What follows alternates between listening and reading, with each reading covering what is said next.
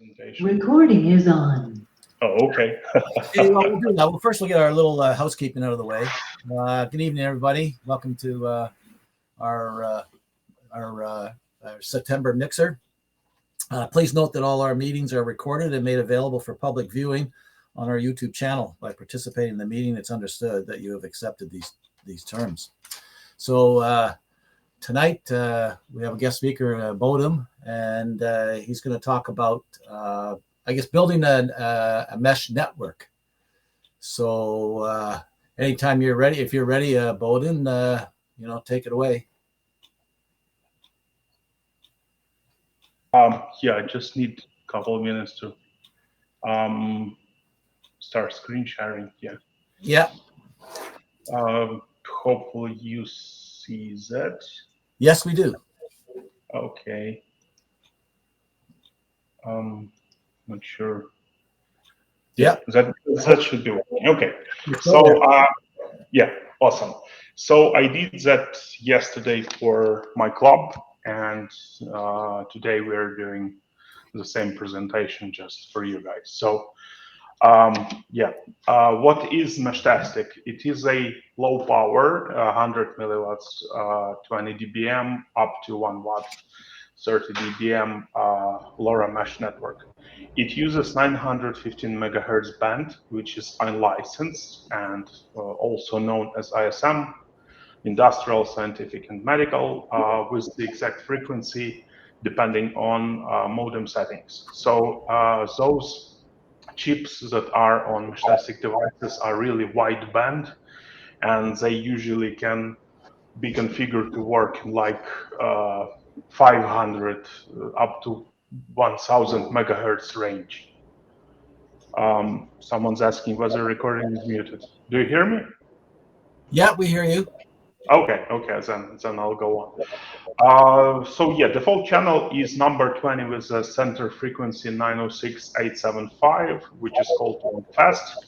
It is really important to understand that since LoRa works below noise level, you need to know exact frequency in order to be able to reassemble that signal back to usable one and demodulate it. Default encryption is legal for use by hams since the key is known. So there is an option for those of you that already tried Meshtastic. There is an option called licensed ham operator. And if you do turn it on, you will be disabling LoRa encryption. And that means that you will be completely isolated and won't be able to communicate with anyone unless you're on internet. So something to keep in mind. Just leave it as it is, leave encryption. You can call your node with your call sign, and that will get propagated into a PRS network. We will get to that a little bit later. One other good thing about this vibrant worldwide community with a plethora of supported devices, so there's really huge amount of those. So there has been a lot of changes since I first prepared this presentation half a year ago. And me and other people had to make some adjustments in order to be able to communicate. So welcome to the Canadaverse, as we call it. So official server became closed source on 15th of July because it had traffic issues. All of the clients except those clearly identified by ID were banned on 22nd of August. Most of the Canadians have already migrated, with about a dozen newcomers remaining on the official server. So there's actually a little bit more of them, but still. We are trying to mitigate that, to send them invites to ours. There is a MQTT node in Toronto called MQTT MTGT with the official credentials. So Meshdev large for cats, you just change the domain name to shorter one, and you'll be with all of your Canadian peers. So most of the people are there. It's like 170 at the moment, something like that. We do have our own cross-province bridge, so you'll be able to chat with someone in British Columbia or Nova Scotia, or doesn't really matter. And also, we do have our own traffic management. There is a map created specifically for this server called map MTGT. You can go there and see people there, Canadians. We started our own wiki for the purposes of having proper documentation. We do have uplink to Liam's map. There is a guy called Liam Cottle, and he has a really nice map. Something to keep in mind that his map keeps location history and it keeps message history, even direct messages. So if you are using default key, someone can go find your node by ID and get all of your message history, everything that you've ever sent there, if you are using default key. We also have Telegram bot and channel integration. It's called Meshtastic Canada, but then again, it doesn't really matter whether you're using Telegram or not. What matters is at least one of your colleagues to be connected to our Canadian MQTT server, and you'll be able to talk to everyone else since it's a mesh. There's also really nice Discord with guys from GTA area and northern parts of it. There's a link there. So yeah. Now to hardware. There's lots of devices. I'll describe just most widespread. So there is a bunch of items from Chinese manufacturer called Lego. So those are going to be T-Beam, T-Echo, T-Deck, T-LoRa. Then there is really popular sandwich-based or Lego for adults called REC. And there is Heltec V3, which again is really popular because it's cheap, small, and yeah. And there is also DIY. So first one, T-Beam. People call it top candy. It's really popular, but yeah, it's expensive. It has everything in it you could ever wish to have from a device like this. So 2 rows of GPIO connectors and stuff. Also really nice GPS chip, buttons, display, both Wi-Fi and Bluetooth, so everything. But yeah, it's pretty old. Then there is T-Echo, which doesn't have Wi-Fi but has Bluetooth and also has e-ink display. This one has a pretty big problem. It doesn't really ever sleep. It's still either lighting or blinking some of the onboard LEDs, so it drains battery pretty quickly. But it's a neat device still for navigation, for just being able to see messages in the night because that e-ink is backlit. Then there is T-Deck. So yeah, it has Wi-Fi, Bluetooth, and no GPS. GPS module can be purchased separately and connected. Well, actually, that works for most of the devices. This one doesn't require phone, and lots of Canadians like this device because it comes with a BlackBerry style keyboard. So lots of nostalgia with that, and lots of people are used to that keyboard. So yeah, but again, firmware support is pretty basic, yet still you'll be able to chat with people. It doesn't need anything. You can put pretty large battery like 3,000, 5,000 milliamps on the back of it, screw on antenna and just go and use it. This one is the smallest. It's called PAX Counter, also known as T-LoRa V216. Doesn't have GPS. I'm not sure about Wi-Fi, has Bluetooth, and that's about it. It's really small, but still it works great. So I'm using one as a relay node. Now to Lego for adults. It's called REC WizBlock. It starts with baseboard. Then you see LoRa module um, to the side of it, and you can connect a bunch of other devices, whatever you want, like Ethernet, power over Ethernet sensors, GPS modules. So this one accepts, I think, 3 or 4 boards on top and about 3 boards on the bottom of it. So like a real sandwich. And why people are using it? Because it has a solar connector on the left and battery connector on the right. So, and also Rex started selling their own enclosures with solar panels. So you can buy everything from a single vendor, just screw it in, connect, and theoretically it would work. But unfortunately, there is a hardware issue that prevents these devices from being truly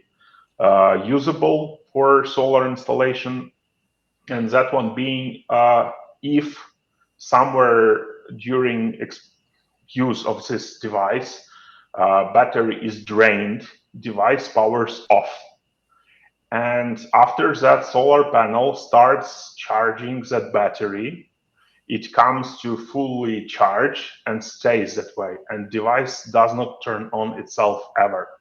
So either it has to be hardware watchdogs that does this, or you can use USB Type-C port that is here to actually power it and just battery port and not use that solar port ever. So there are issues.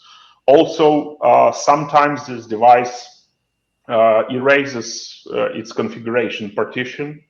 So it starts completely new, unconfigured state, clean slate, no region, no nothing. So something to keep in mind as well.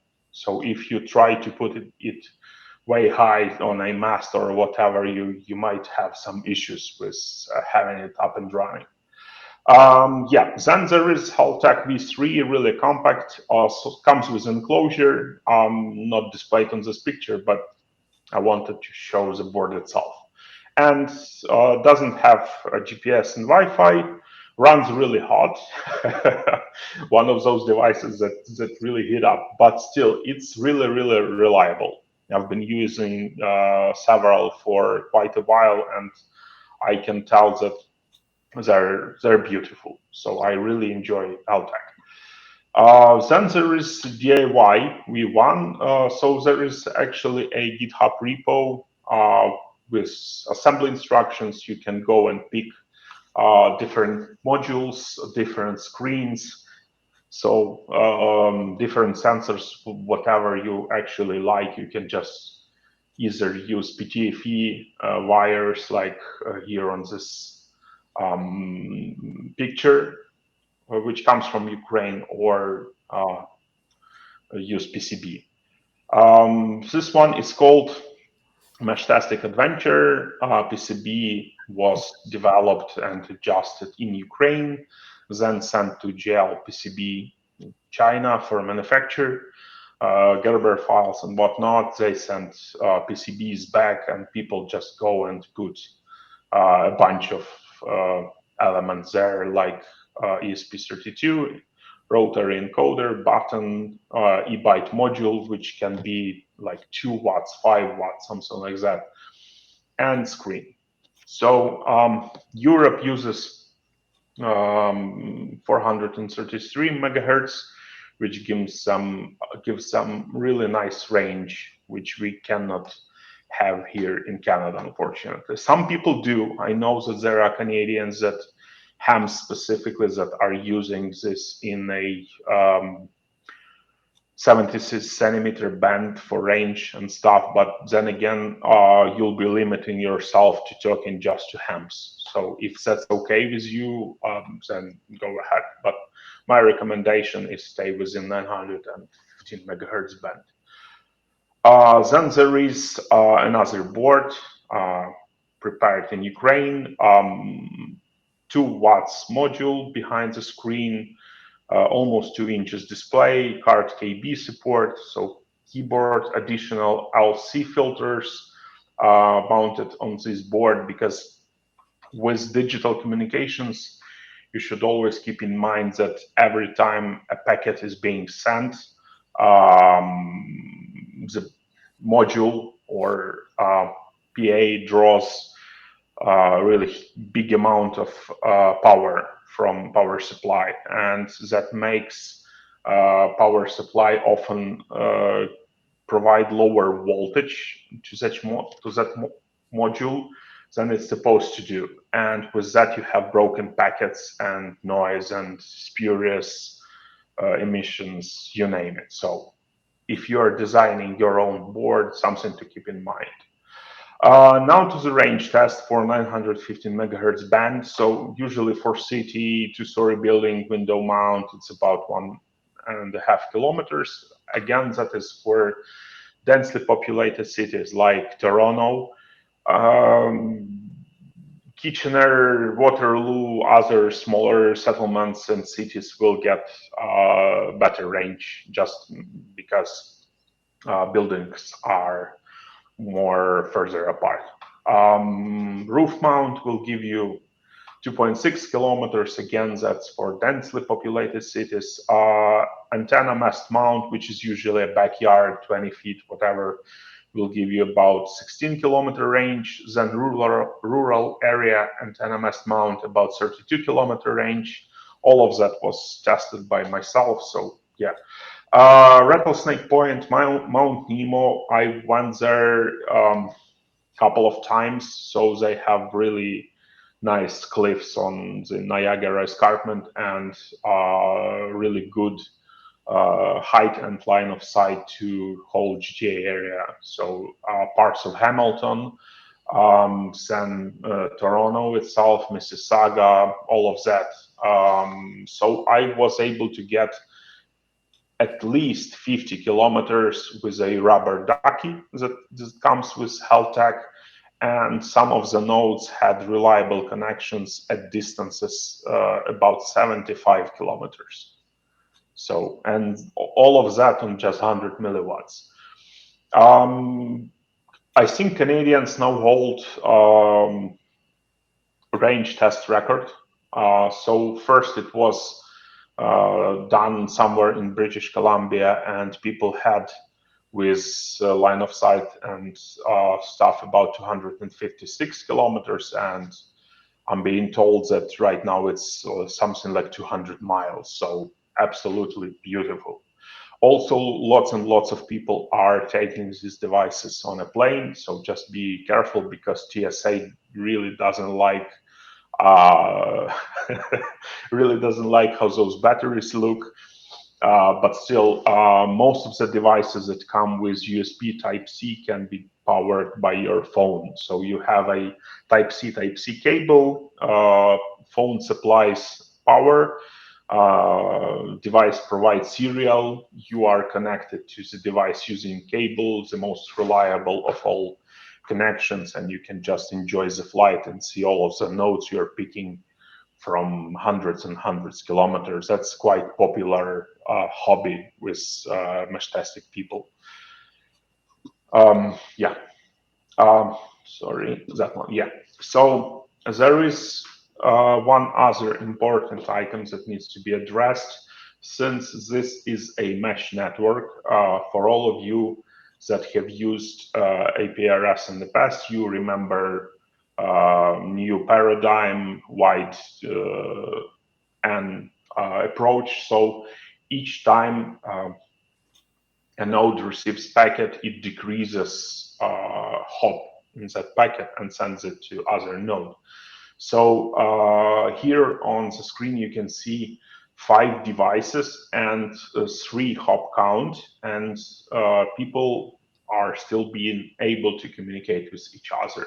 So my advice is don't set this higher than 5. Yeah, next one. This one is pretty simple, just a high-level schematic, how mesh networks are supposed to be built in order to not run into issues and be reliable. So we have red nodes called router. They are radio only. Then we have C blue clients that are radio-only clients, and we have MQTT plus radio. They serve as gateway or bridges. The idea is that whenever your node has internet connectivity, it has some issues with reliability, because on board wireless module will get stuck, will saturate its memory, whatever, and will cause your node to crash, which is bad, and you really don't want that for your router. So yeah, nodes that are on masts, really up high, on high rises, skyscrapers, mountains, whatever, they're supposed to be radio only.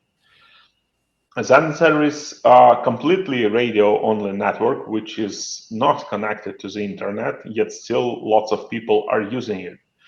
And one example of such a network is Calgary, Alberta, which has about 100 nodes, I'm told, and none of them is connected to the internet. So they have really, really good coverage, stable network, but they are not connected to the internet. That one, again, is just a high-level diagram of how current setup works. The idea is that there is a Telegram gateway, which was connected using USB to one of the T-beams, and then via internet and MQTT talks to other T-beams. As of now, bot emulates hardware and doesn't use any of the serial connections or whatever. Still works, still has some issues, but still. Telegram here can be replaced with any other chat if that's needed. Other integration. Integrations. There is bidirectional APRS. So if you name your Meshtastic node as a call sign V3XYZ or V3XYZ1 to 15, like APRS SSID, that will go to APRS IS, and you will be displayed on a map. Also, if someone sends APRS message to Victor Echo 3 Yankee Bravo November 13, that will go to like public room with mesh networks and also if you start with APRS and hyphen call sign hyphen SSID and type message, it will go back to APRS. So there's communications that way. Optional weather can be added, robust packet network, URZ, whatever. I have a bunch of items in backlog, but as of now, not many people are interested in those items. They are not using that functionality, so it is not included currently. Typical use cases. So most people use it for location sharing tracking. There are really nice tracker devices from Seed Studio. They look like business card, so you can go order yourself and just be tracking whatever it is that you need to track, and see like either on APRS map, see complete tracks there if you're a ham, or use Liam Kotel's map and track your device there. Mixed network chat, there are a bunch of gateways, Matrix, Discord, they're connected, interlinked, so lots and lots of people there. Also, search and rescue in mountains. So if you have a younger colleague, like 20 years or something like that, you can send him up the mountain and he'll be there acting as a repeater. Because it's a mesh, all of the people around that mountain will be having proper chat. So there are satellite gateways for this, which are not listed in current presentation. So if you really want to be completely off-grid, you can do that as well. That is my setup, which is being used for range tests and stuff. So I have a 20-feet mast. I have 8-element Yagi facing north, 12-element Yagi facing south. There is a plastic box mounted on that mast, which has inside PAX counter, that smaller one than T-beam, the one with GPS and stuff. Also, there is orange Pi for me to be able to maintain them, upload newer firmware, etc. There's also Nagoya TB320A with counterpoises installed on top of it for 20 meters and 70 centimeters for VHF UHF communications as a ham. Also, that Nagoya is connected using 50 feet of LMR 400, and there is Ethernet and power over Ethernet for LoRa. Then there is my vehicle setup, nicknamed Unicorn.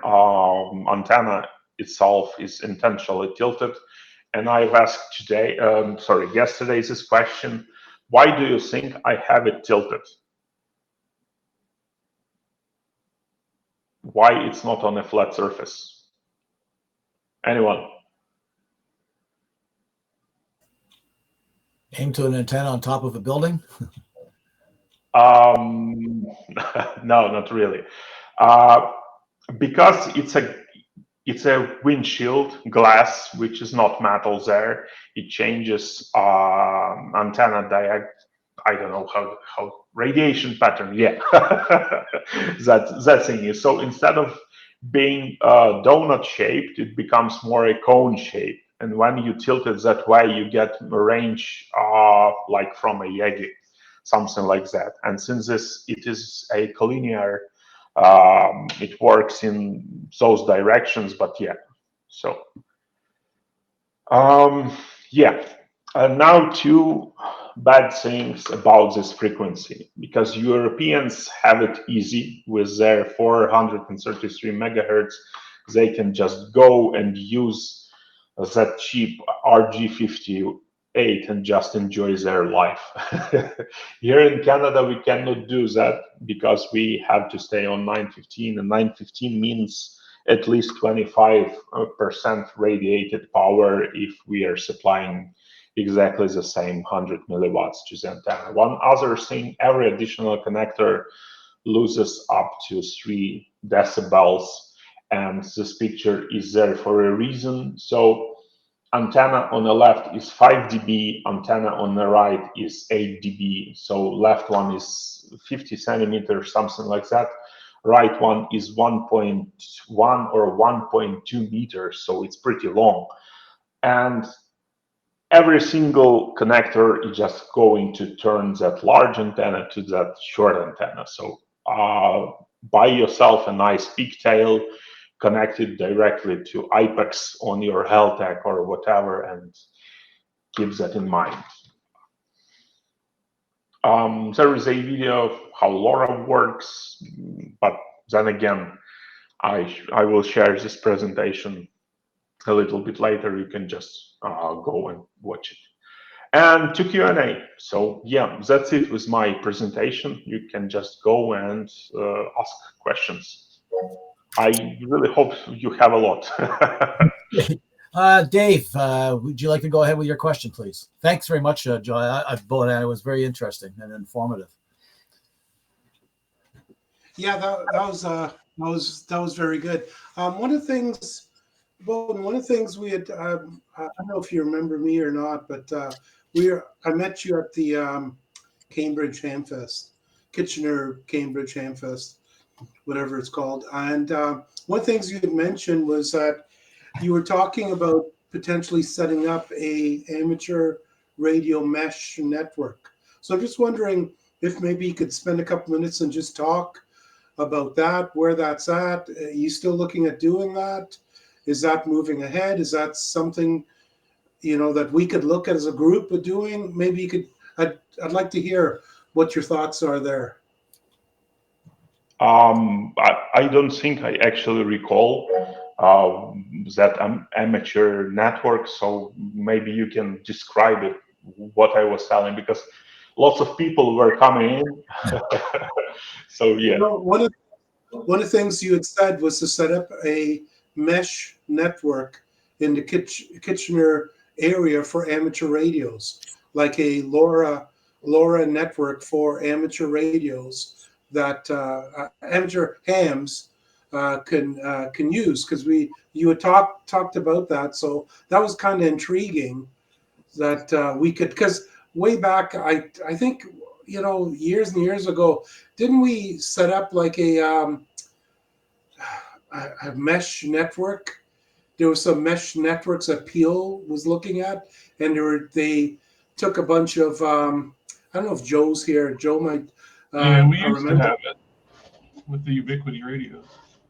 Yeah, and so we were doing something like that, and so Bowden, we had talked about that. And you mentioned that, hey, this is something that could be done, and I was kind of intrigued because that seems like it's the evolution of LoRa for amateur radio operators, right? Ideally, yes, but then again, there are some people in Kitchener that have decided to not connect to the internet, at least not as of a couple days ago. But yeah, just to give you an idea, I will quickly share the screen. Just give me a moment.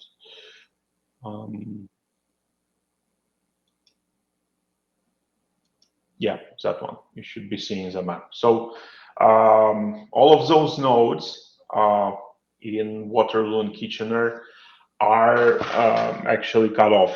They are radio only. And yesterday, when I was meeting with my club, that locations of those nodes went and appeared on map. So they're going to stay there for like a day or two and disappear again. There are some ham radio operators there. Let me check. So there is Amy, VA3, LTZ, then there is whatever Big Mau is, Big Mau. Yeah, then there is V3QVY and so on. Because of their names, they don't appear on APRS map. But then there is a really good coverage in Cambridge, for example, with Mike BE3WNP. His node is being shown on APRS. You can go on APRSFI or whatever you're using and see him there. It's marked as a house, and it is even showing link to that Telegram chat that we are using. So Cambridge is way ahead in terms of having coverage within the city, comparing to Kitchener, which is unfortunate, but it is what it is. I'm really impressed that they managed to get their nodes up and running, and occasionally when I go through 401, I have my node there as well. I also did some range tests here, and my Yegi, which is installed here on Huron South, I went all the way down to Alps Road, so I was able to reach my node when I was on Alps Road. That's pretty good range, 12 kilometers, something like that. Also, something else to keep in mind, that 915 megahertz is really bouncy. So whenever plane will fly off, one of the packets will bounce of it. And since transmission usually takes up to 800, 900 milliseconds, you'll get the packet, and you'll be scratching your head off, wondering how did you get it. And yeah, so with my notes, there is something down here, maybe these hills on Dumfries Road or something, because my antenna is pointing south, and there is a guy here in Haspeller village. His antenna is pointing south or something like that. It's about 20 kilometers between us. We have a bunch of really tall hills here in Dune, so we do not have a direct line of sight. But every now and then, like every hour, every couple of hours, I'll be getting packets from his node. So yeah, Someone wanted to ask something else. I see from a chat. So go ahead. Yeah, Drew, are you next up with a question?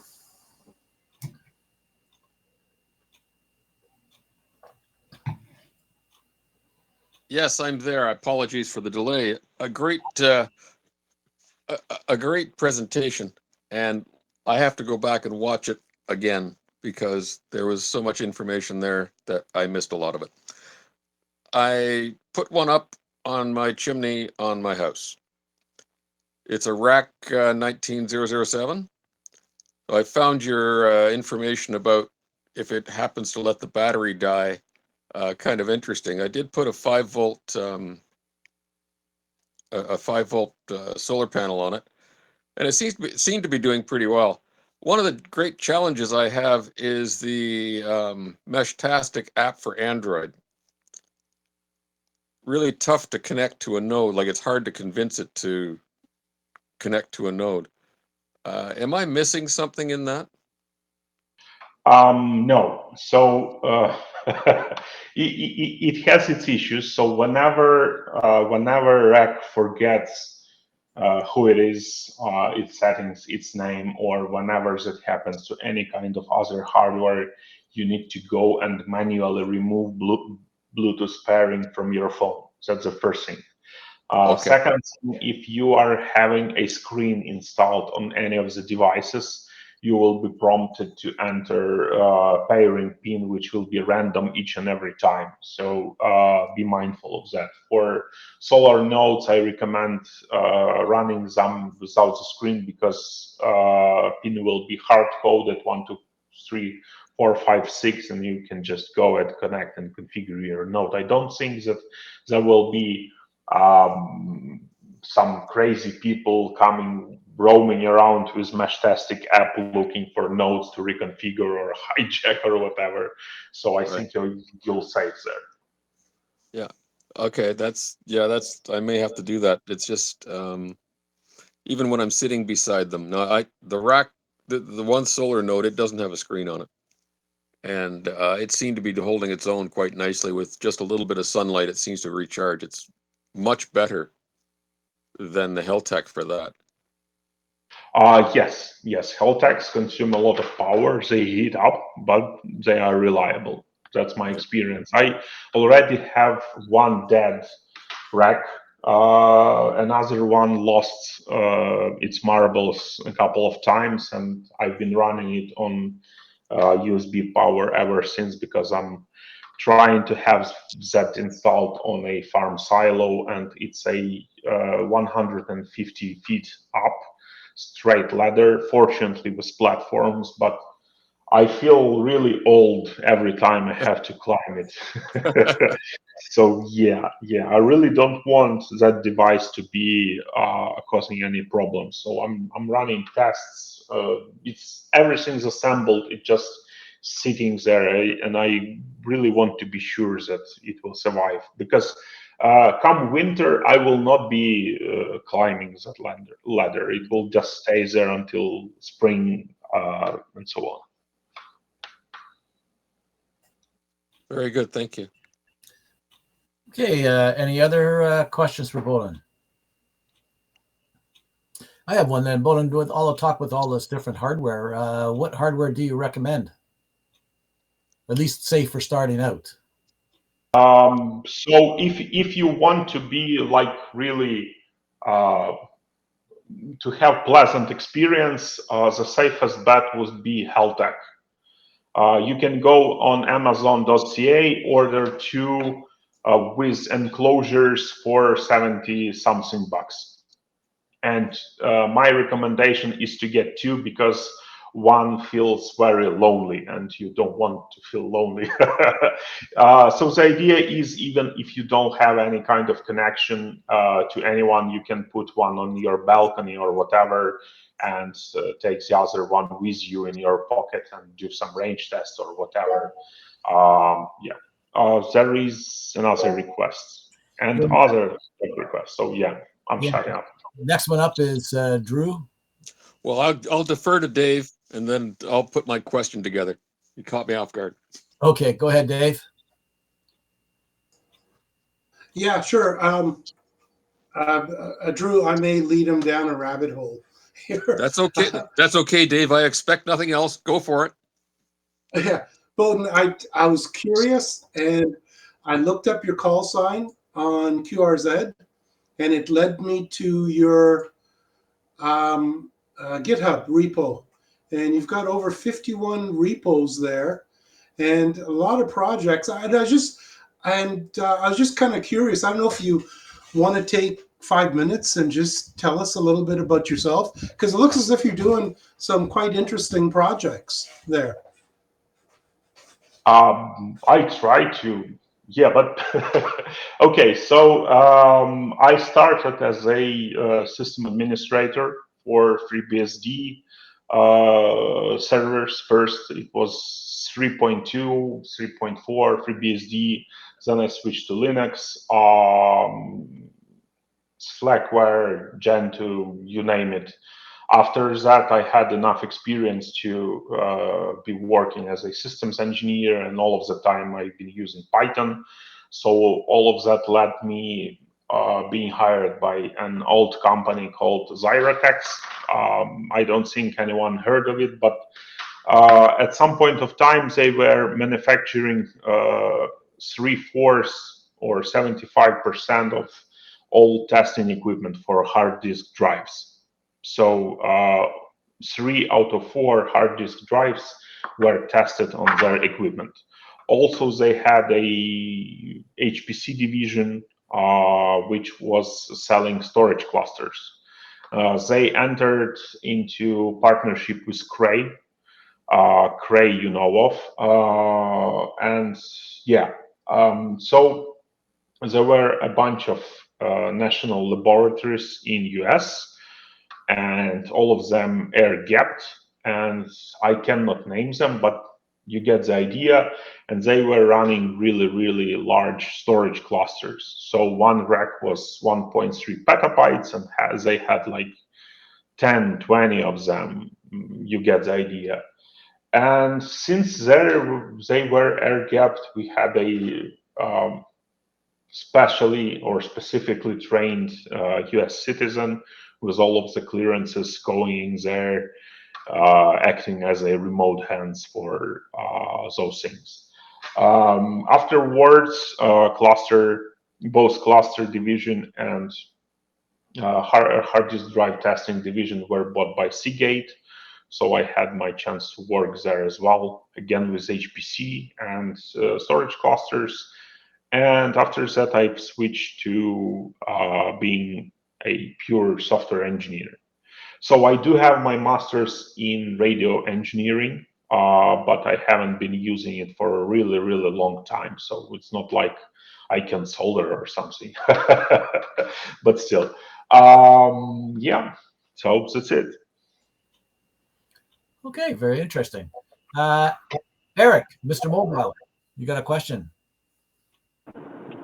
Yes, Noisy Eric here. Thank you. Yeah, very interesting information. I did play around with a little bit of it a couple months ago and got a node set up and running. But I'm curious about the nodes that it sounds like a lot of them are not connected to the internet. Can you give a sense of what percentage of nodes do have an internet connection, and any comment on the pros and cons of why you would want to do that or not do that, other than the obvious, bandwidth implications and all that?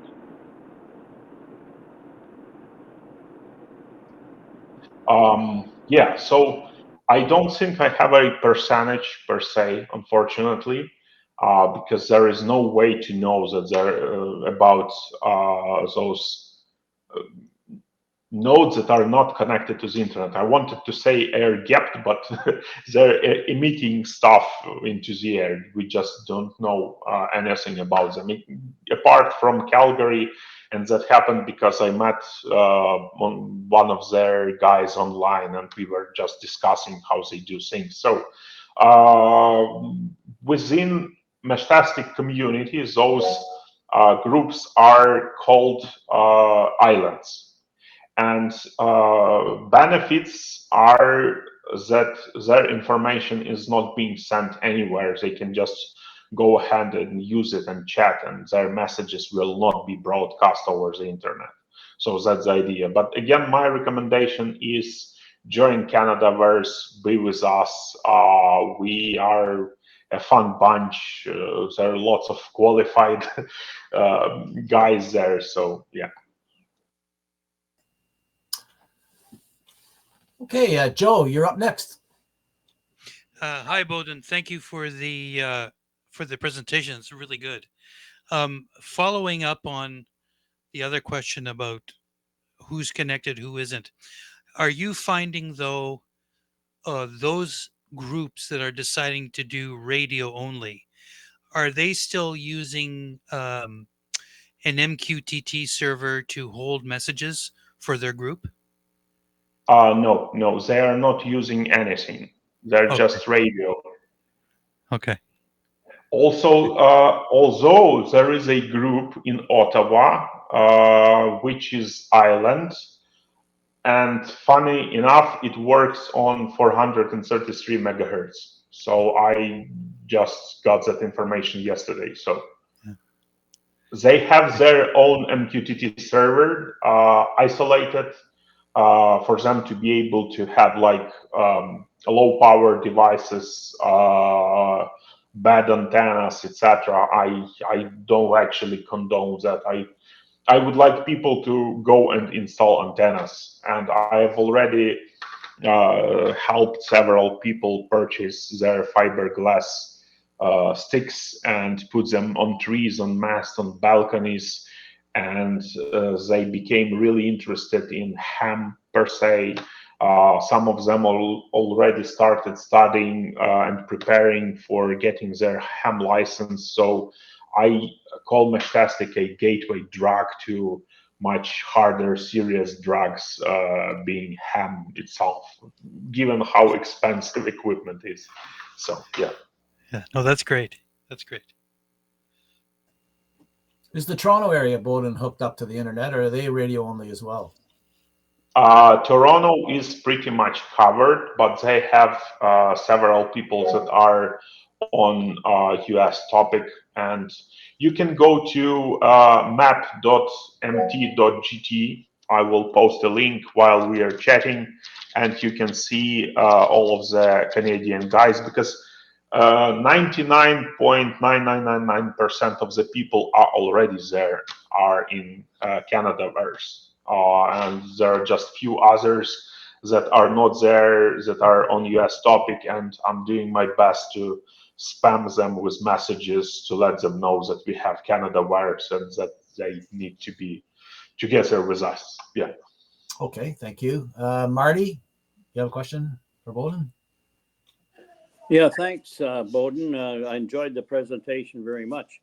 A while ago in Hamilton, we experimented with the Ubiquity routers, and I was just wondering what kind of data that you can pass on these.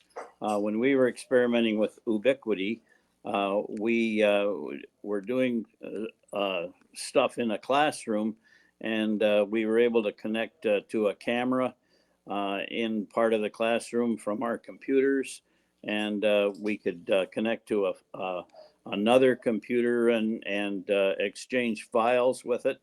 And that it was unsuccessful though, because there were too few Ubiquity routers installed in the city, and we couldn't maintain a network because of topography and how far apart they were. So it kind of faded out. And I was just wondering, in a classroom setting, what kind of traffic can you pass between these devices? Thanks. I will disappoint you terribly. So the LoRa network doesn't actually support sending vast amounts of data. It is going to be something like 200 bytes every second or every other second, and that's it. So there are experimental audio codecs that would allow you to talk to other person with quality similar to DMR, but that's about it. So it's first and foremost, Meshtastic is about short text messages and locations. Thank you. Okay, Drew, you're up next. Yeah, very good. Sorry for the delay. I was in Ottawa, and on 9:15, I picked up a bunch, Bowden. So I'm not sure. I didn't know there were two networks up there. Can you talk a little bit more about the actual connection to an MQTT server? I'm not sure what you're referring to, but yeah, it's pretty much the same configuration as the official one. You just change domain name. Everything else stays the same. Login, password, encryption on, TLS off, JSON off, and you're good to go. If you configured everything correctly, you will get a direct message from a Telegram bot with an invitation to join a Telegram channel. So that's how you will know that you set up everything correct. And excuse me, so that could also be a Discord channel? No, it's Telegram, but it has a link to Wiki. I will post it here, where all of the Canadaverse channels are listed, and you can just go click there, join. So there is Telegram Ontario, there is GTA North Mesh, which I highly recommend, and there are others. Okay, no, that's kind of what I wondered, because you mentioned APRS and having this Telegram chat line, and I thought, well, that was an interesting thing we can use these radios for, because there's very few people here in Kingston so far. I'm not sure about coverage, but there are definitely guys in Oshawa, Ajax. So if you watch that map, you'll be able to see them. But yeah, Kingston is pretty far away. So, and also I think it will not be available through normal means of radio propagation, because it has that Picton Island thingy on the north and that bulge, which is New York State on the south. So that's unfortunate. Oh yeah, no, I wouldn't expect to be able to do it by radio. We're actually playing around with them a bit in town here. Yeah, but Oshawa and others are like 110, 120 kilometers, you name it, and they have a pretty stable connection with this guy that lives in Beamsville, and yeah, we were chatting with him. So basically, he just put a fiberglass antenna on his balcony, and that's about it. And he instantly got 120 kilometers of range. So I envy him. Yeah. Yeah, that's great. Okay, well, thanks. Okay, any other questions for Bowden? Okay, Bowden, well, thank you very much for a very informative, interesting presentation. I know there's been some chat in the Kingston area about doing this, so it's very timely. Our next stage is doing a bit of a roundtable with the group. You're welcome to stay with that if you like. And again, thank you very much for your presentation. Most appreciated. Pleasure's mine.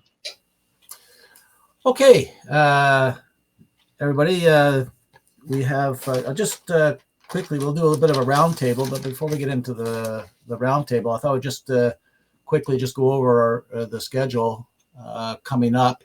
Later this month on September 18th, Sean Aikens, KH7 RMG, will give a talk on the Large Telescope.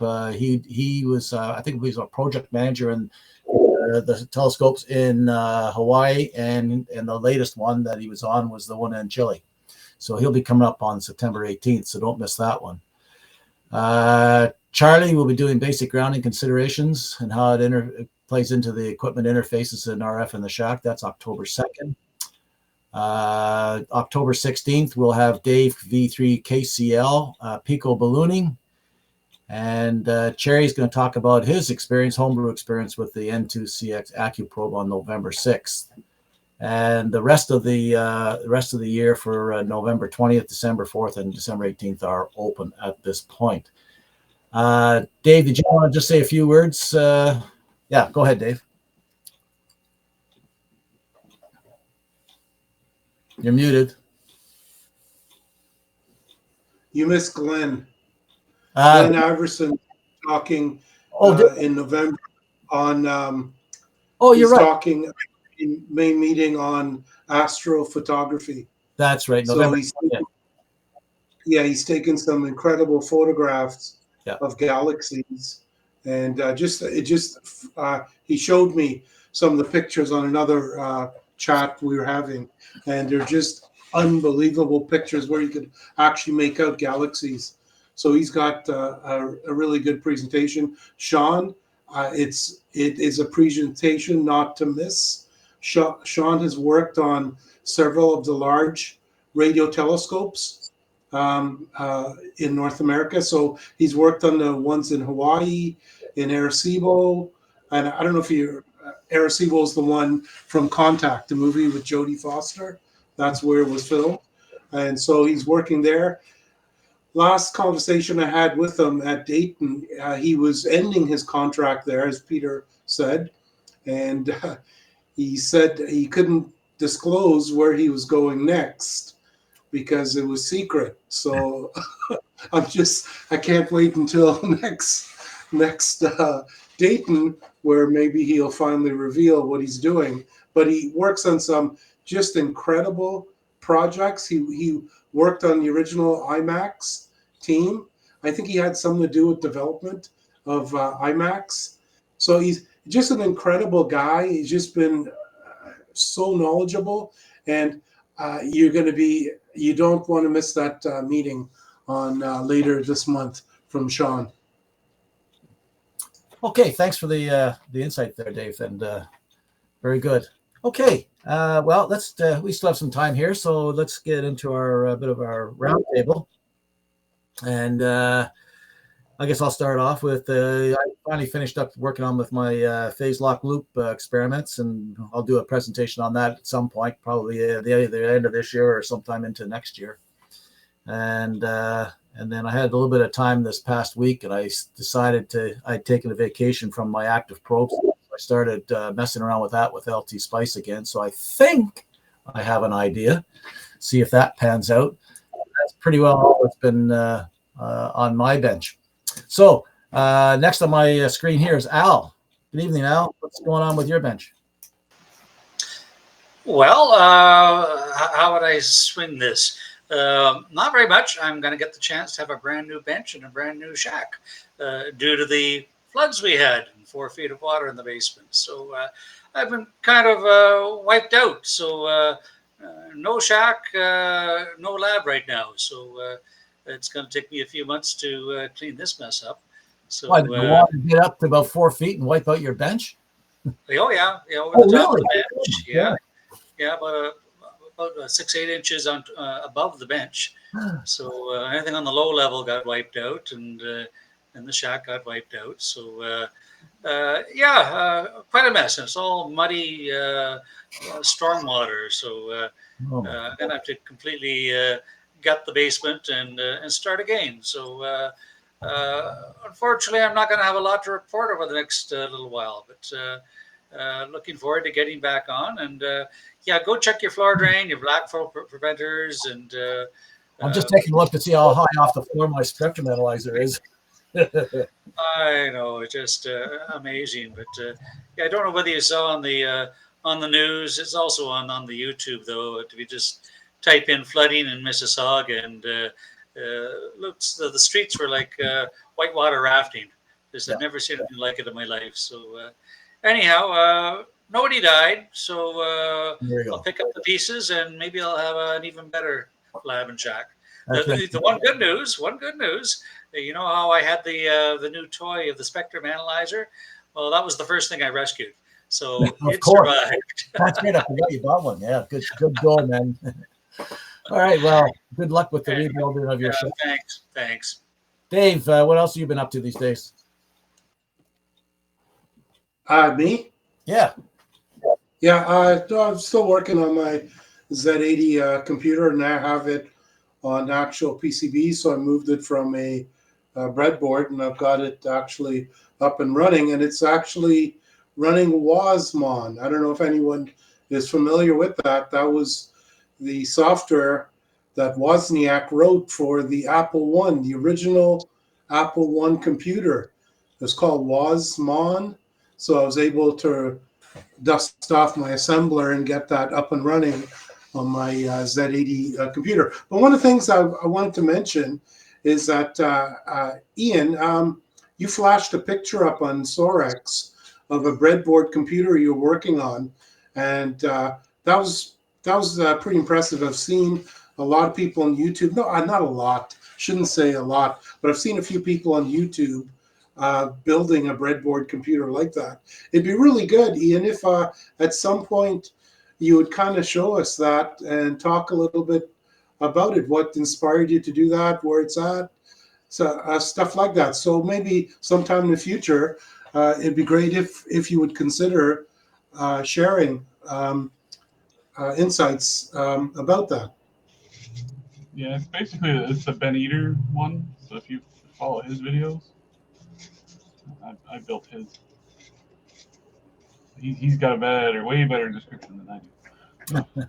Yeah, Ben Eater, I could not have done anything I did because two guys, John Wayans, John's Basement, and Ben Eater, those two guys, there's no way I could have done what I did without looking at their videos 3-4 times to understand what those guys are doing. They're just incredible guys, and they take the time to just explain everything to you in plain English.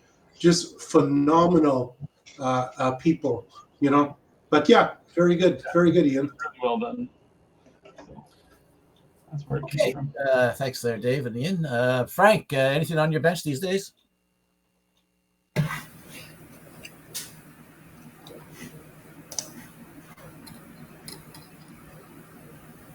Okay.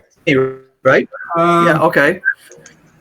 Yeah, my bench kind of got moved from the main floor of the house down into the basement. So that's taken a lot of time to get everything set up downstairs as I had it here. But the positive thing is that I have an antenna problem because of the restrictions of the residents here. No antennas. So I finally bought a loop antenna. It's called an Alex loop. And I'm working with that. And I haven't got the results that I really expected from this loop antenna. So I have previously made homebrew loops, and they seem to be better. So I don't know whether it's the ham bands with all the solar activity going on. That may be the problem I have, or it might be because I have it indoors next. It's sitting right next to me, and I have it against a window. So I'm working on that to trying to get better results out of this Alex loop. So that's where I stand now. Okay, Frank. Well, when you're going to operate, I would just stick the antenna outside, and then when you're finished operating, pull it back in again. Nobody will be the wiser. Yeah, but I'm going to have to move the rig and everything to do that. So that's one of the things we could do in the future. Yes, agreed. Okay. All right. Thanks, Frank. Well, good luck with that. Joe, you're up next on my list here. Hi, guys. Yeah, not much change from when I reported last. If you recall, I was working with Meshtastic on Raspberry Pi Picos and the WaveShare cards. So where I'm at right now is integrating some sensors onto the boards, and then transmitting the data on the sensors out over a network that I'm going to be building. But now with Bowden's presentation, I'm now seriously tempted in taking one of the nodes that I've got and reprogramming them to be on the group that Bowden's on. That would be actually quite interesting. Other than that, the past couple of weeks I was out camping and I was just operating on FT8, and I really enjoyed that. I was able to get some stations, one in Australia. I was picking up New Zealand and France and whatnot. So it was great. Okay, very good, Joe. I'm camping this weekend. I don't think I'll take a rig with me, but I got another day or two to decide on that one. Yeah. Kevin, how's things going with you? Well, I'm working on a manual for the DCR. That's about it, actually.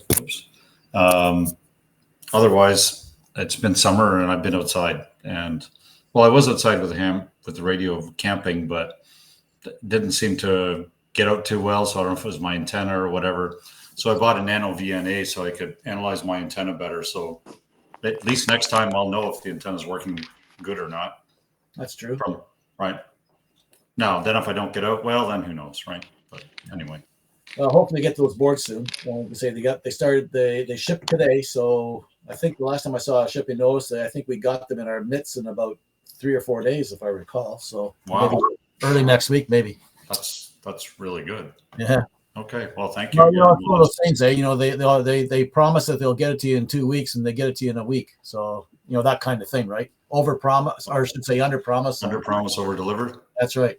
What's wrong with that? Okay. All right. Thanks, Kevin. Marty, good evening. Good evening, Peter. Not much doing on the bench, but I'm happy to report I'm 39 contacts away from becoming a senator with the SKCC. So, oh, nice, Marty, nice. I thought you were going to say you became 39 years old today, but no. Okay, very nice. I'm not sure where I am. I probably have about another. We need to go. I don't know. Okay, thanks there, Marty.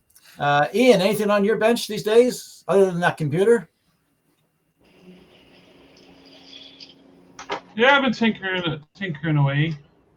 I had last week off, so I dusted off a bunch of my my nodes. I repaired my old Cantronics cam. Went to try to play with packet and found out there's no packet stations in Guelph here. So. And then I tried to get my TNC Pi going, so I at least talk to myself. But something's up with that. It will receive, but it won't transmit. Yeah.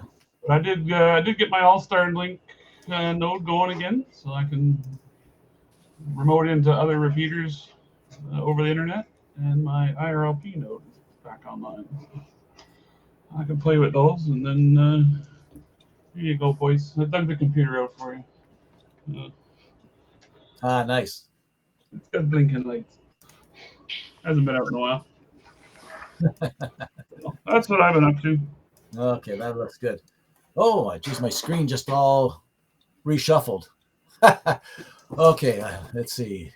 Let's go with Drew. Yeah. Okay. Well, I've been building Meshtastic nodes. Actually, that's been my biggest construction thing. It's kind of interesting, is what Bowden said kind of ties into my experiences. Obviously, I'm just starting. Got to find out more information on what he was doing, but the MQTT server is an interesting link. Joining a national network. So I'm, tonight has been a great revelation. I haven't done an awful lot other than a little soldering for those nodes. I'd like to hear more from Joe about the Pico system he's setting up as a separate data system, because I think that's also quite interesting. Okay, well, thanks for that, Drew. Yeah, I'm sure Joe will talk more about that down the road. Let's see. Like I say, everything got reshuffled here. Michael, how's things with you?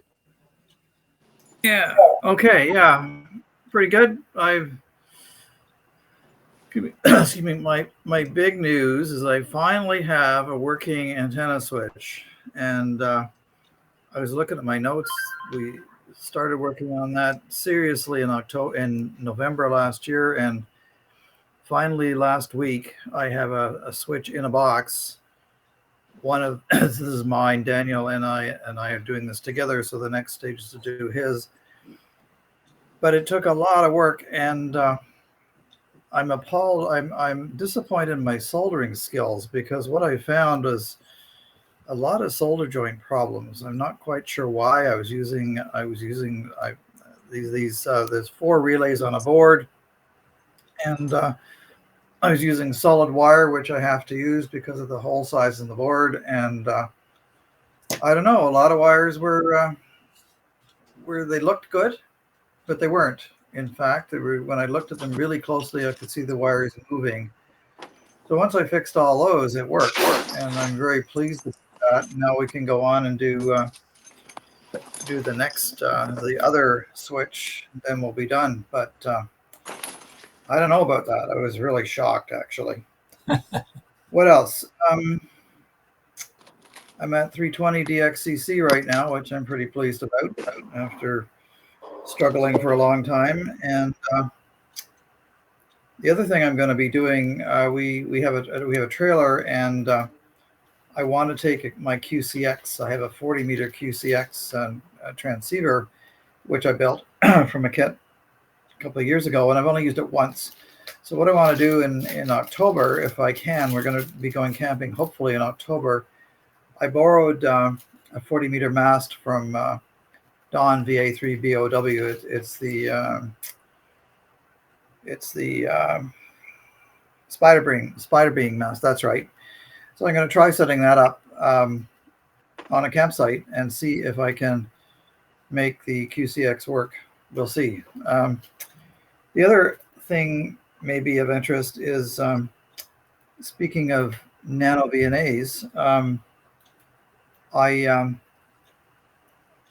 there was an article in TC, not the most recent TCA, the one before it, about the nano VNA, which I thought was quite a good article. It was written by a guy by the name of Roger Palmer, VE7AP, and in passing he mentioned in the article a book, and that book is called Introduction to RF Circuits Design. I don't know if you can see that, but I bought one. Yeah. And I'm gonna, if people are interested, I'm gonna post the link just in case, if I can figure out how to do it. Not quite sure how to do that, but anyway, I thought, do you do it in the chat? Is that how you do it? I guess so, eh? Yeah, in the chat, yeah. Okay, I'm gonna try that and see. But anyway, just post it. Okay. Post. Okay, it's there. Anyway, yeah, it's quite a good book. It's got stuff on. He wrote this article on the nano VNA, which I thought was pretty good. So I picked up the book. Book seems to be quite good. It's about a centimeter thick, whatever that is, and things like that. And I built myself some circuit boards so that I can play with stuff and put pieces in and out as I go along. And so that's the idea. And by the way, Al, I live in Mississauga, and we were quite lucky. We didn't have any rain here. My neighbors didn't do water here. My neighbors had water in their basement, came through their basement windows. I was lucky I didn't. My daughter in Etobicoke got 3 inches of water in her basement, and she had a 4-foot flood 10 years ago, and this is a repeat of that. Not quite as bad, but nevertheless, they were away in Croatia, of all places, when this happened. So, yeah. Wow. Water everywhere. Anyway, not much else, really, that I can think of. Okay, when you mentioned about your poor soldering, it reminded me of when I was about 15 or 16, I built my first kit from Heathkit. It was a VTVM. Actually, you can see in the corner over there. I still have it. Anyway, after I finished building it, it didn't work right. So I couldn't figure it out. So I sent it into Heathkit. And back those days, they were out in, what was it called? Cooksville.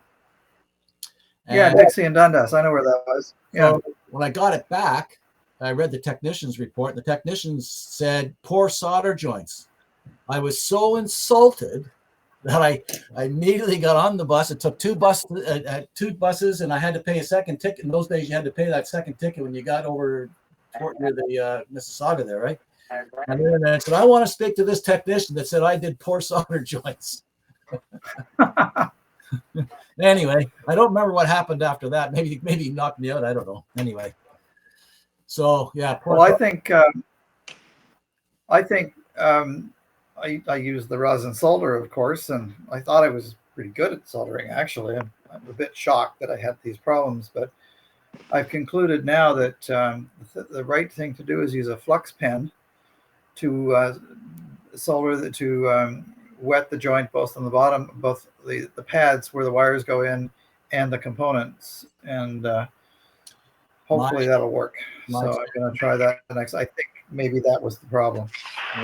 Quickie here on. I make sure you read the data sheet on your flux pen, and make sure you read the instructions, because I use the flux pen, and I bet you Frank might remember this one. We got these sample flux pens, used them, and after I don't know, a few weeks, 3 weeks, I don't know, a month or something like that, I noticed that all those little thin traces we had on there were all starting to corrode and break.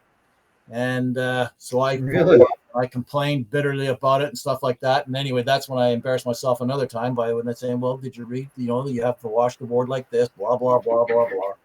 Anyway. Yeah. Well, I bought this flux pen. Yeah. Which is, and it's funny. It says on it, no clean flux pen. Don't believe it. So I thought, well, that's okay. That means you don't have to use alcohol on the bottom of the board, presumably. So anyway, clean. And then I noticed they have two. This is Sayal. They have two flux pens. One says no clean, and the other one doesn't say no clean. It just says rosin. So I called MG Chemicals to ask, what's the difference? And the guy said, well, they're the same. I said, how can that be? He said, well, we just market one of them as no clean. They're actually both no clean, but we market one of them differently from the other. And I really didn't get an answer to why he did that. So anyway, for whatever that's worth to people. I'd say clean. Anyway. Yeah. Definitely clean. Is Ian still around? Yeah, I'm still here. Ian, was it you who was in the buildathons? Maybe it wasn't. I know that in the buildathons, all the boards are soaked in an alcohol bath. That's to get rid of the flux on the bottom of the boards, I think. Is that right? Yep. Yes. Yep. Yeah, the ultrasonic. Yeah, so I don't know. I have one of those pens. Say again? I have one of those MG Chemicals pens, the flux pens. I use that, and yeah, you'll definitely want to have some alcohol around to clean that off.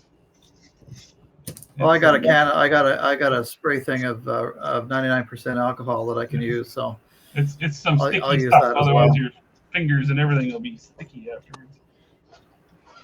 Yeah, but it works good. Okay. Okay, thanks, Michael. That's yep. Okay, Hassan. Good evening. Hi. On your bench. So I took a break from radio. I went back to the computer, set it up, and what I'm actually doing now is during the meeting I got my SDR up and running with my new GPU. So I'm looking at like 240 hertz FFTs of the entire FM band. So that's kind of cool. I thought I'd just give it a try. And I just managed to crash the program, so I can't show you a clip, but it's pretty neat. Okay. So apart from that, I think, I just been busy at work. But clean up of the main study area, and I've I put away the 3D printer and all the related gear, and it's back to computers and radio now. So okay, so then we expect some great things out of you, but next month then. Okay. Hopefully. Oh, here, wait, I'll show it to you. Give me 1 sec. I'm going to turn on the video. I always go to CBC Radio to test out my SDRs because it's the strongest signal out there. All right, let me know if you can see a video. I can see you. Is that in the front? There we go. All right. Oh yeah. Look at that. That's 240 hertz, the entire FM band. And look at the signal. I don't know what it is, but I've never seen this before. Do you see the central lobe kind of changing and these two static lobes on the side? What are those two? Those are data, RDS, pictures, etc. Yeah. What's that? RDS pictures? RDS, that's the data that the radio stations are broadcasting on the side. Right. Yeah. That much bandwidth, though? That's quite a lot of bandwidth. There's Yes, also they're sending pictures like station logo and stuff. So yeah. That's a waste of bandwidth. Yeah, taxpayers' money. And when did they start this? Because I don't ever remember seeing this before. Well, it's been going for quite a while. Yeah. So I think the problem is my SDR settings were so like it was only doing like 2 updates a second. I just never saw it. But when you have a really high frame rate, you get to see this stuff. Well, set your stuff low, and then you won't get yourself confused. Say what, sir? Set your stuff low so you won't see that stuff that confuses you. No, I can see the detail now. It's like, yeah. Yeah. Actually, right. So, yeah, I guess next mission is to look at the entire ham band or something, or see if I can get 10 megahertz of spectrum on here at one time. I should be able to get like, I don't know, 20 megahertz. I don't know. But last time I dealt with that stuff, you're limited by your sound card, right? I got a good GPU, so I think it should be able to do 240 FFTs a second, 65,000 each. Mm-hmm. But it's not even overloaded, so I'm gonna have to see if I can make it. I should be able to get a ton of like 1 mega sample FFTs, like 1,000 times a second easily. You'll let us know, I'm sure. I'll see what I can do. Okay, thanks, Hassan. Hey, Bob, how's things in Georgia? Anything on your bench these days? Yeah, we got some better temperatures here, for one. But let's see if I can turn this thing around. I've been working on the lecture tonight. I'm sorry I missed a good deal of it because I was driving, but I listened. But I've been working on a packet network. And if I can turn this thing around, and that's my new packet node, and it is the tarpon packet node, and we're setting up packet communities, where we link through one system, different frequencies. Each ham is his own node, and we interconnect with each other. So I've been working on getting mine up and running. We picked up a bunch of old commercial radios at Dayton for about, I don't know, $5 and $10 each. We got 2 boxes of them. And we also use that's a nano TNC. It's a nano TNC, a small form factor TNC. We use those TNCs. That's the Tate radio. It's upside down for some convenience here. And then we also have a AC power supply and a battery backup and a converter of some sort or the other, and then a node controller, which is just a switch that tells us that the service is running and the node is up. And then here's the actual Raspberry Pi 4, which powers it up. And so I've been working on that. We've gotten so far we've been just two hams in the Atlanta area. I just had a meeting with a third one. We've got a fourth one up and running on the other side of town, and we're just trying to see if we can get enough hams here to have a good community.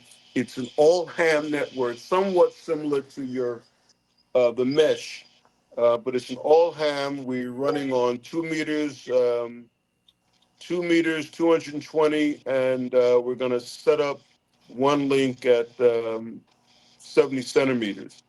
But I've been doing that for the past couple of months. It's not been easy, and then I'm shuttling around between 3 locations. I'm living at home. I'm living with my daughter and staying with another friend. So I don't have as much time to spend on it as I would like.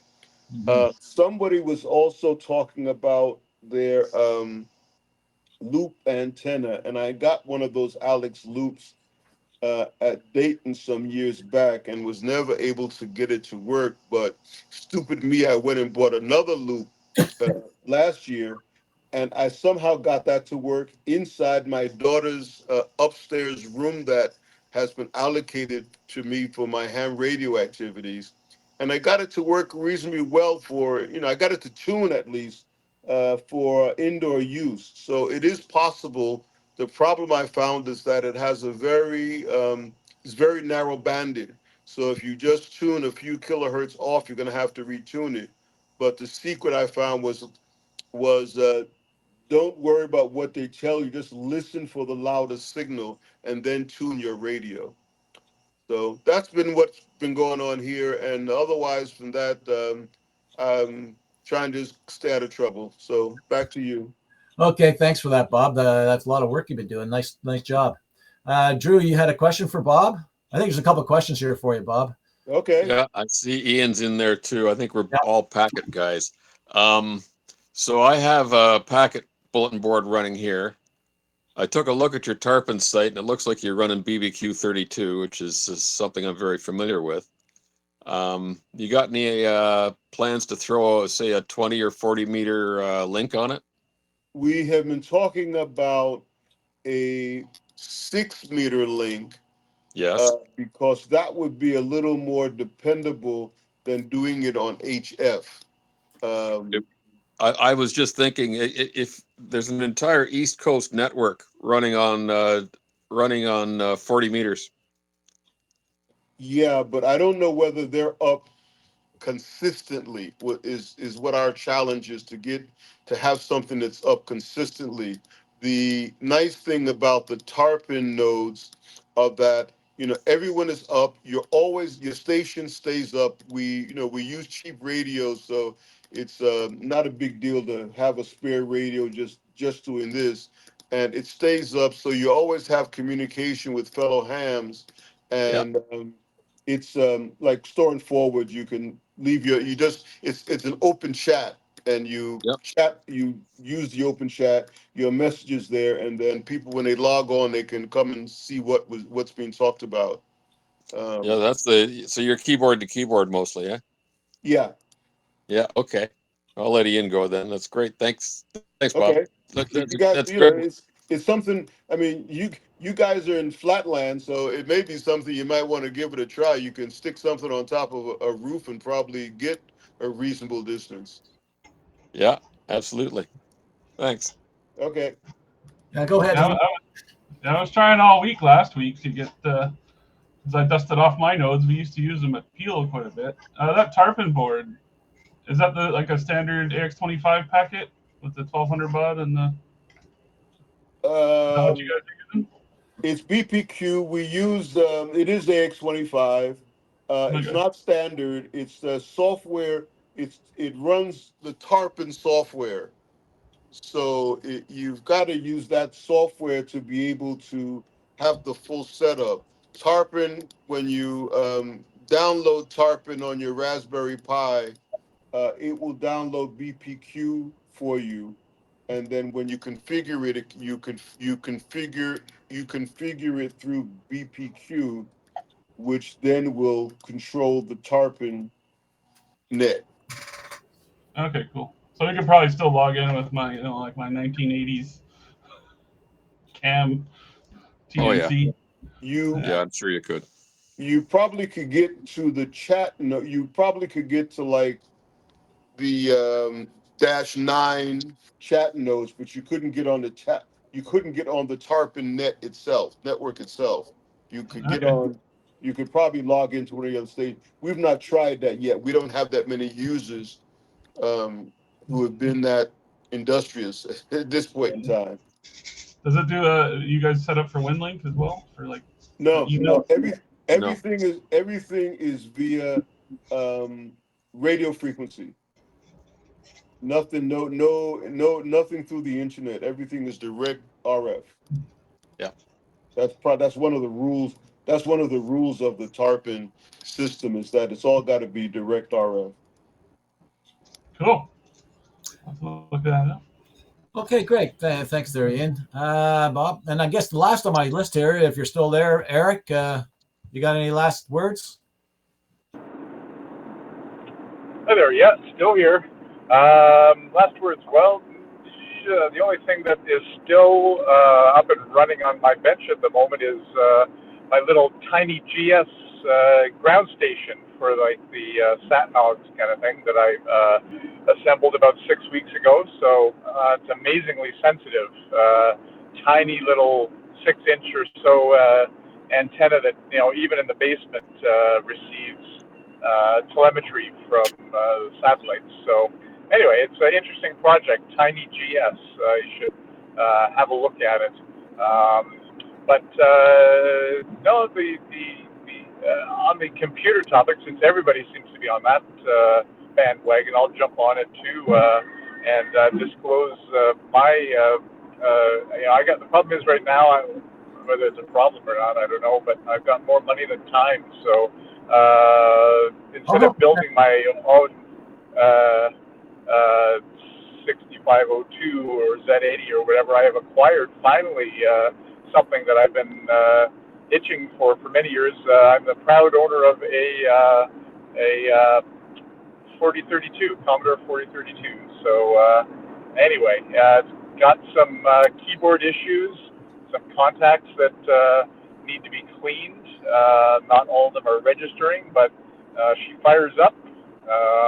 Bought it from the original owner, who, as it happens, used to live about 100 meters away from where I spent the first 15 years of my life in West End, Toronto. So anyway, so that's what's on my bench. Quite literally, is a Commodore PET 4032 model. So. Maybe Kevin and I can swap some stories now, because I know he's working on his own. So that's about it. Okay, thanks for that, Eric. And yeah, I was just thinking that when you're talking about your keyboard, remember Kevin went over what he did to get his all cleaned up and running. Okay, does anybody have any final comments, questions before we close off the evening? Okay, seeing none, hearing none. Thanks again, Bowden, for your presentation. Really enjoyed that. And again, don't forget later this month for our regular meeting, we'll have Sean Aikens talking about his experiences with the telescopes, the radio telescopes that he's been involved with. So with that, and don't forget, there's take a look in the chat for those links that are in there. They won't stick around once everybody ends. So go on over there and pick them off what you need and want. Okay, good night, everybody, and thanks for joining us tonight. 7-3. Good night. Thank you, Bodum. Diaku. 73 to 0.